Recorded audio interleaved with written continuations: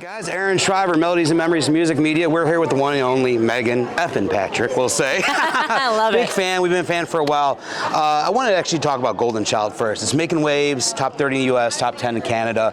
How does it feel seeing your music resonate on both sides of the border? And what do you think it is about the song and the album that's connecting so strongly with the listeners? Well, I mean, it not to be cliche, but it is a dream come true. And it's a song that's really special to me that I think has a really important message, and I think it's a positive message. I think it's meant to inspire people to be their best selves, and hold on to the right things and let go of the right things, and kind of go through life with integrity, and not be sucked in by things that end up not being what you thought they'd be. And it's just that's why I write songs, is to inspire people, to help people heal, and make them feel less alone. I love it. So you released an acoustic version of Iron Man June 13th. It's on our Father's Day, which is awesome. I got two young ones at home too, so it's always a good day. What inspired the original version of the song, and why do you feel an acoustic release was the right way to honor the emotional connection with your dad? Well, I think I wrote this song. Just my dad is my hero in a lot of ways. He's incredible, and I had the idea for Iron Man. There's a few things that tie into it. I mean, one, he owns and runs an iron foundry. Right. He has also competed and completed several Ironman triathlons. Wow. Which is, if you know anything about that, is an incredible feat. So I definitely got my work ethic, and my determination from him.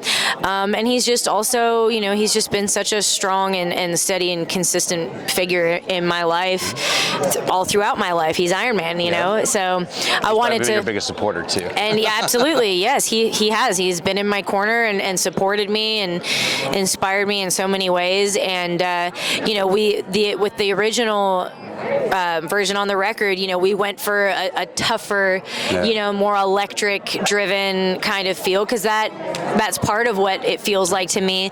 But I think there's also a more tender side, where I'm still his little girl, and I also, for me, coming from more of like a kind of bluegrass, organic background before I started doing solo country stuff, it's just another version of me, and I thought the fans would like it. I love that. So you just wrapped up, we were just talking about a second ago, the Rolling Stone tour. Well, I loved it. With Ashland Craft, you stopped at Carol's in Chicago. It's a place known for its raw, real energy. It's one of my favorite stops of the whole tour. It was amazing. What inspired the tour concept, and what did the experience reveal to you about your fans, your music, or yourself on that tour? So it was actually, Ashland and I were just sitting on my couch one night, gardening, I think is the term the kids are using on TikTok. And, we were both kind of a little frustrated. We were, she was getting ready to come out with a new record, and I had, my first single working at radio, and I think we both hoped and thought coming into this year we'd have some offers for some big tours, and those offers just didn't come in, and we were both like, okay, what am I going to do? Like, I've got a record to tour, so do you. I need to get on the road. And I'm like, I don't really want to wait around for some guy or girl to ask me out on their tour. Let's just do our own. You got to rip the Band-Aid off at some point. And it's a scary endeavor to go out on the road on your own and try to sell tickets. But it was really successful. And one thing I'll say, what I learned about our fans, they're diehard. We had people that came to almost every stop on the whole tour. They drove hours and hours and hours. They bought all the T-shirts, all the hats, all the koozies, and they sat at the front row and sang every word to every song. And it was so good for the soul for both of us. Show, and you guys, the vibe you two put off was just amazing. Well, we had fun with it. It was like, hey, this is our thing. We're running the show. We can do whatever we want. Like, we're the bosses. That's awesome. And it was just, I think it was really fulfilling and really inspiring for both of us. It was a lot of work and very little sleep, but totally worth it and very rewarding. It looked like you guys were having fun. I was just watching the show too, and when we covered Carol's, it was just amazing to see you guys kind of vibing together. So, But speaking of the Rolling Stone tour, your husband Mitchell Tenpenny released Night Owl Haze. It's a cannabis rhythm, or Yes. cannabis strain from rhythm. Yeah. You had Bebo, I want to say Bebo or Bebo, or however they say it. They were there that night, and you've done creative work with them in the past. Has cannabis became part of your creative process in a way at all? And is there a chance we'll see a future collab, maybe with your own strain, or maybe your own? Oh yes. Your own vape pen coming out? Yes to all of the above.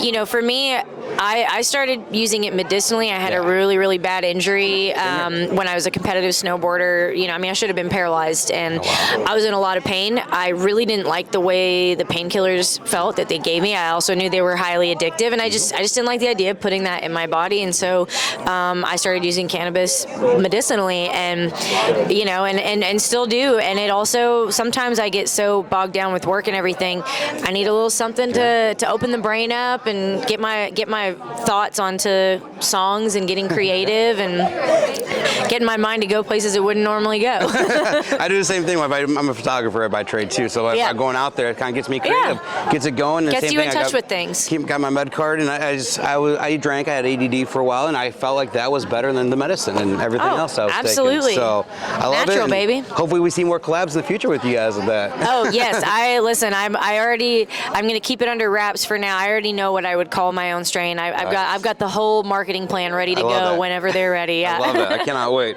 So your song "Stone Alone," we're talking a little bit, features a powerful collaboration with Caitlin Smith, one of my favorites, who also co-wrote the track with you. How did the creative connection come about, and what was it like blending your voices and perspectives on a song that feels raw and vulnerable in a way?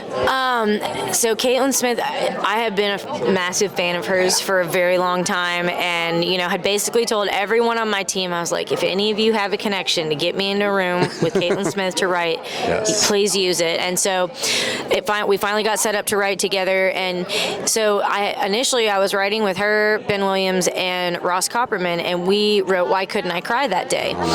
And just that would have been enough, but you know, Ross had to leave after that first song, and Caitlin and Ben were like, well, I've got a little bit of time. Caitlin's like, I have 1 hour before I got to head to the airport. You guys want to see what we can come up with?